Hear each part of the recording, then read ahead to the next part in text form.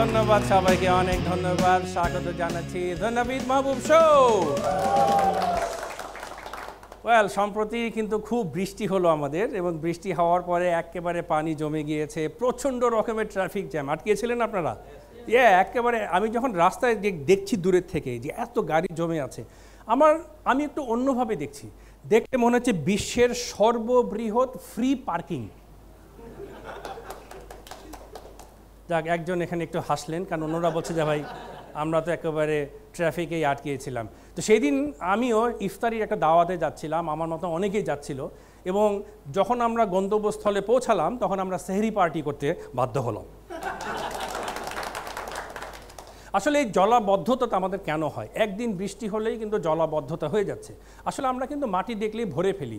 আমার ধারণা আমরা কিন্তু সাপ খুব ভয় পাই, এবং সাপের গর্ত দেখলে তাড়াতাড়ি ভরে ফেলি। এই জন্যে আমরা যখনই কোনো নিম্নভূমি দেখি, পুকুর দেখি, নদী দেখি, আরে ভাই ভরে ফেলি। এই জন্য তুরাগ নদী এখন তুরাগ ড্রেন হয়ে গেছে একেবারে ভরতে। আর শুধু তাই না, ঢাকা শহরের আশেপাশে সবখানে বালু ভরে অমুক সিটি। এবং সেই দিন একদিন বৃষ্টি হওয়ার পরে কারওয়ান বাজারে এত পানি জমে গেল যে আমি তখন বললাম, ওয়াও, কারওয়ান বাজার মেরিন সিটি। আর শুধু না, সেই দিন কারওয়ান বাজারে এত পানি জমে গিয়েছিল যে হাতির ঝিলে এখন ওয়াটার ট্যাক্সি আছে না, সেই দিন কিন্তু স্পেশাল সার্ভিস ছিল, ওয়াটার ট্যাক্সি একেবারে গ্রিন রোড পর্যন্ত নামিয়ে দিয়েছিল সবাই। আর আরেকটা কারণে কিন্তু আমাদের এই জলাবদ্ধতা হচ্ছে, সেটা হলো যে আমরা যত্রতত্র পলি ব্যাগ আর আমরা প্লাস্টিক বোতল ফেলে দিই। হ্যাঁ, আর আমরাই যখন সিঙ্গাপুরে যাই, সিঙ্গাপুর সব পকেটের মধ্যে নাকি, তখন ময়লা সব কিছু, বোতল, প্লাস্টিক, এখানে সব কিছু, চুইংগাম সব পকেটের মধ্যে। কেননা সেখানে এত পরিষ্কার, আমরা কিন্তু কোথাও কোনো ডাস্টবিন খুঁজে পাই না, পরিষ্কার। আর ঢাকা শহরে বলে, আরে সবখানেই তো ডাস্টবিন, পুরো ঢাকা শহরটাই তো আমরা ডাস্টবিন বানিয়েছি, সবখানে আমরা ময়লা ফেলে রেখেছি। আর আসলে আমরা কিন্তু মনে হয় যে চুল কাটা, সব কিছু চুল কাটার মতন মনে করি, রাইট? আমরা মনে করি চুল কাটি, কয়েকদিন পরে বড় হয়ে যাবে, এই জন্য আমরা গাছও কাটি এরকম করে, আরে গাছ কাটো, কয়েকদিন পরেই বড় হয়ে যাবে, এই জন্য আমরা গাছ কাটো, গাছ কেটলে বড় হয়ে যায়, পাহাড় কাটো, পাহাড় কাটলেও বড় হয়ে যাবে। এবং সেই জন্য আমাদের কিন্তু এত একটা দুর্ঘটনা ঘটে গেল, পাহাড় ধস হয়ে গেল, এবং 150 জন মারা গেল। আমার মনে হয় এটার জন্য আমরা সবাই দায়ী কি না? আমার মনে হয় সবাই দেয়। যদিও বলতে পারি না ভাই, আমি তো পাহাড় কাটি নাই, দোষ তো আমার না।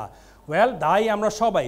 কারণ একই লজিক যদি আমরা ক্রিকেট মাঠে অ্যাপ্লাই করি, ধরুন ঢাকা বাংলাদেশের টিম হেরে গেল, সবাই আমরা কান্নাকাটি করছি, পুরো টিম কান্নাকাটি করছে, কিন্তু একই সময় মাশরাফি বলছে, হ্যাঁ আমরা হেরে গেছি, কোনো ব্যাপার না, কিন্তু আমি তো 5টা উইকেট পেয়েছি, রাইট? সেই জন্য ওই লজিকটা কিন্তু এখানে আসলে খাটবে না। কিন্তু তাও এত যে বড় একটা দুর্ঘটনা ঘটলো, এরপরে আমরা কিন্তু ক্রিকেট নিয়ে সবচেয়ে বেশি মগ্ন, নিউজে খালি ক্রিকেট। এবং আমরা এই চ্যাম্পিয়ন্স ট্রফি তো সবাই খুব দেখলাম, এবং যখন একটা খেলা হচ্ছিল ইংল্যান্ড বনাম বাংলাদেশ, ইংল্যান্ড বনাম অস্ট্রেলিয়া, থুক্কুমুক্কু ইংল্যান্ড বনাম অস্ট্রেলিয়া খেলার দিন আমরা সবাই কাকে সাপোর্ট করছিলাম? সবাই ইংল্যান্ডকে সাপোর্ট করছিল, কারণ সেই দিন সিংহ যাচ্ছিল ক্যাঙ্গারুর পিছে, আর এদিকে বাঘ বসেছিল। এবং সেই দিন আমার ধারণা যে এই 16 কোটি বাঙালি আমরা সবাই ইংল্যান্ডকে সাপোর্ট করছিলাম, ওই একদিনই কিন্তু 800 টাকার ইংলিশ ক্লাসে প্রচণ্ড ভিড় জমে গিয়েছিল, প্রচণ্ড রকমের ভিড় জমে গিয়েছিল। আর আমারও খুব কষ্ট হচ্ছিল, যাচ্ছে ইংল্যান্ড টিমকে যে সাপোর্ট করব, কিভাবে পারি, আমি তো সবসময় বাংলাদেশকে সাপোর্ট করি, কিভাবে আমি ইংল্যান্ডকে সাপোর্ট করব? আমি এইভাবেই চিন্তা করলাম, ওকে, এইটা হলো বাংলাদেশ টিম, এবং এরা এখন ফর্সা হওয়ার ক্রিম লাগিয়েছে, এইভাবে আমরা তাকে সাপোর্ট করলাম। আর সেই জন্যেই সেই দিন আমার মনে হয় যে মীর জাফর, আমরা যে এত সবাই ইংল্যান্ডকে সাপোর্ট করছিলাম, এবং সেই দিন কিন্তু মীর জাফর হয়তো বা ওনার কবর থেকে বলছেন, সব দোষ খালি আমারই। এনিওয়ে চলছে আমাদের শো, নাবিদ মাহবুব শো। আমরা ছোট্ট একটা বিরতি নিয়ে আসছি, এবং বিরতি নিয়ে আসার পরে আমরা আবারও আমাদের সাথে এই অনুষ্ঠানটা নিয়ে আমরা একটু স্টুডিও থেকে বাইরে চলে যাচ্ছি, সঙ্গে থাকবেন।